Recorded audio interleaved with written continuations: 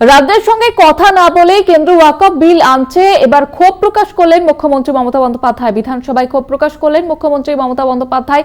যে ওয়াকফ বিল নিয়ে এত বিতর্ক, এবার মুখ্যমন্ত্রী মমতা বন্দ্যোপাধ্যায় তিনি অভিযোগ তুলছেন যে রাজ্যের সঙ্গে কথা না বলেই ওয়াকফ বিল আনছে কেন্দ্র। রাজ্যের সঙ্গে কথা না বলেই কেন্দ্র ওয়াকফ বিল আনছে, এমনটাই মন্তব্য করেছেন, অভিযোগ তুলেছেন মমতা বন্দ্যোপাধ্যায়। এই বিল রাজ্য বিধানসভার অধিকার খর্ব করছে, এমনটাই অভিযোগ তোলা হয়েছে। মুখ্যমন্ত্রী মমতা বন্দ্যোপাধ্যায় এমনটাই জানিয়েছেন, নতুন বিলে মুসলিমদের অধিকার কেড়ে নেওয়া হচ্ছে। বিষয়ে কথা বলবো, টেলিফোন লাইনে রয়েছেন আমাদের প্রতিনিধি দেবাশিস সেনগুপ্ত। দেবাশিস দা, কেন্দ্রের ওয়াকফ বিল নিয়ে কি ক্ষোভ প্রকাশ করলেন মমতা বন্দ্যোপাধ্যায়?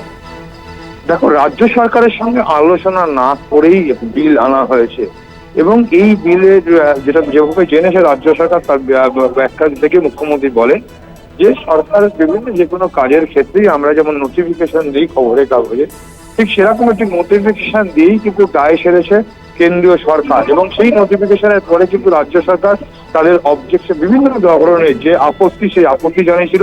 সে আপত্তি সংক্রান্ত সমস্ত কাগজপত্র দস্তাবেজ কিন্তু বিধানসভায় পেশ করেছে মুখ্যমন্ত্রী এবং সেটা পরবর্তীকালে সকলে দেখতে পায় যে রাজ্য সরকার আপত্তি করে। রাজ্য সরকার মনে করে যে যেভাবে এই ওয়াকফ বিল যেটা নিয়েছে তাতে একটা সম্প্রদায়ের মানুষের তাদের অধিকার খর্ব করা আছে, সেখানে হস্তক্ষেপ। এবং মুখ্যমন্ত্রী মনে করছে যে রাজ্যের যে ফেডারেল স্ট্রাকচার আছে, সেই ফেডারেল স্ট্রাকচার অর্থাৎ রাজ্যের নিজস্ব যে অধিকার, সেই অধিকারের খর্ব হচ্ছে, এমনটাও কিন্তু মুখ্যমন্ত্রী তিনি তার ক্ষোভ প্রকাশ করেছেন।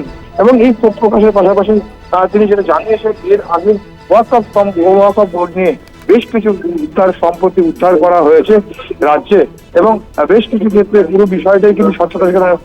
বর্তমান জমানায় কিন্তু অর্থাৎ মুখ্যমন্ত্রীর সময় মমতা বন্দ্যোপাধ্যায়ের কারণে অর্থাৎ 2011 থেকে 2024 পর্যন্ত কোনো দখল হয়নি, ওয়াকফ সম্পত্তি হাত বদল হয়নি যা আগে হয়েছে। এবং কিন্তু পাশাপাশি বলেছে যে মানবিক সরকার, এই মানবিক দীর্ঘদিন ধরে যারা 50 বছর 40 বছর ধরে যারা রয়েছে বসে রয়েছে, তাদেরকে বুলডোজার দিয়ে তুলে দেওয়া যায় না, আরম্ভ তুলে দেওয়া যায় না, এরকমটা কিন্তু সরকার নয়। অর্থাৎ এই মানবিক সরকার তারা কিন্তু এরকম যেমন একটা কমিশন রয়েছে, তাদের এখানে যে সমস্ত নিয়ে তদন্ত হচ্ছে এবং সেই ওয়াকফ যে ট্রাইব্যুনাল আছে, সেই ট্রাইব্যুনালে প্রায় 156টির মতো মামলা রয়েছে এবং সেই মামলার পরেও কিন্তু পরবর্তীকালে কি পদক্ষেপ হয় দেখা যাবে এবং তারাই কিন্তু সেই সিদ্ধান্ত নেবে। এবং রাজ্য সরকার পুরো বিষয়টাই কিন্তু তাদের নজরে রয়েছে এবং বেশ কিছু ক্ষেত্রে এই ওয়াকফ নিয়ে বিস্তারিত কিভাবে ওয়াকফ সম্পত্তি এবং তার কিভাবে আইন সংশোধন হয়েছে একের পর এক বিভিন্ন সময়, তা কিন্তু বিস্তারিতভাবে মুখ্যমন্ত্রী উল্লেখ করেন। এবং তিনি বারবার কেন্দ্রীয় সরকারের এই যে সবাইকে না জানিয়ে এই যে বিল করানো এবং বিল আইনে পরিণত করে একটা সম্প্রদায়ের মানুষকে রীতিমতো বিপদে ফেলা, এটা কিন্তু রীতিমতো সমালোচনা করেছেন মুখ্যমন্ত্রী। এবং তিনি যেটা জানিয়েছেন, মুখ্যমন্ত্রী জানিয়েছেন যে এই বিষয়ে কিন্তু অন্য বিভিন্ন বেশ কিছু বিভাগের প্রশ্নের উত্তর ছিল যে বাকিরা কি করছে। তিনি যেটা জানিয়েছেন কোন বিভিন্ন রাজনৈতিক দল তাদের নিজস্ব মতামত দেবে, কিন্তু তৃণমূল কংগ্রেস এই বিষয়ে কিন্তু সংসদে তারা কিন্তু লিড করছে, অর্থাৎ তারা কিন্তু এগিয়ে রয়েছে, তারা প্রতিবাদ করছে এবং তারা লিড করছে।